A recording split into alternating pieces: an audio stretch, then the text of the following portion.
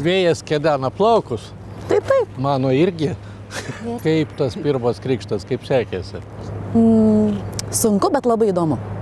Aš, atrodo, tiek metų gyvenu prie jūros, bet irgi kasdien mūsų laidoj filmuodamas sužinau kažką naujo. Ar žinot, Klaipėdoj, kur yra bažnyčios krantinė? Ne, aš tikrai nežinau. Tai. Jeigu jūs norit, kad aš jums atsakyčiau, kad žinau, tai tikrai Giedrė, nežinau. jų daugiau negu 10 ir mes dabar drąsiai galim eiti ir jau ten ekskursijos vadovu būsiu aš. Vasarą, kuomet Klaipėda taps tikrąją Lietuvos sostinę, turiu omeny populiariąją jūros šventę, čia vyks 11, o gal net 15 neįprastų, labai smagių ir daug istorinės spalvos turinčių krikštynų. Mat miesto tarybos sprendimu, po ilgų specialistų ir istorikų diskusijų, vardus įgaus Danės upės krantinės. Klaipėdoje daug yra kasdien praeinamų, bet nežinomų dalykų. Ir pakviečiau Giedrę, sakiau, dabar mes tau paaiškinsim, kokias mes turime krantines, kokiais gražiais vardais. Dar kol kas neturim, dar kol kas tai yra tik tai viena įvardinta krantinė. Tai yra buriuotojų krantinė, kuri yra tenais toliau šita, kur kniektai sustatyti.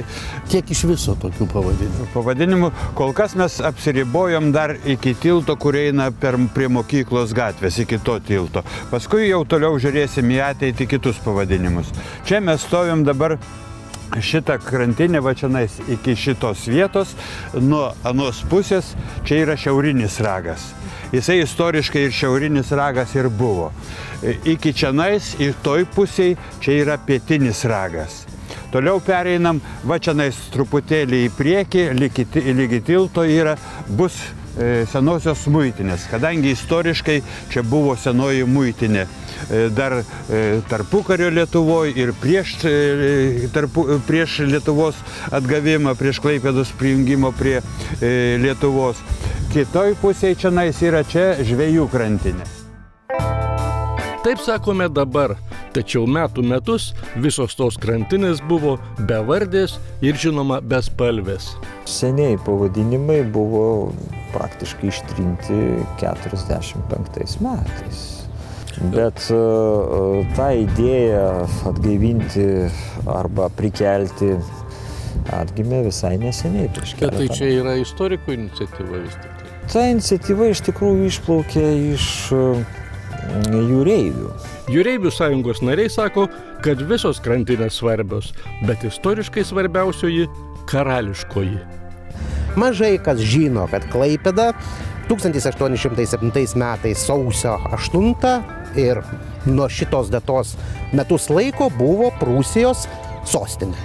Ir garsių asmenybių yra čia buvę. Be joks abejonės. Mes kalbame ir apie Vilhelmą Friedrichą III, jo žmoną be galo garsią karalienę Luizę ir taip toliau ir taip toliau. Žodžiu, apie metus laiko šita šeima rezidavo būtent tame pastate, kuris priklausė vėlgi garsiam pirkliui Konsencijoje, priešais dabartinę žvejo skulptūrą. Vadinasi, ta vieta iš tikrųjų yra kažkuria prasme karalystės centrinis taškas apie metus laiko. Kodėl jo ne išgarsinti arba kodėl jo nepaminėti, tai aš galvočiau logiška ir teisinga. Suteikus Danės krantinėms pavadinimus, Klaipėda įgis dar daugiau jūrinio ir istorinio miesto bruožų. Ir naujas štrichas bus jūrinės valstybės sostinė.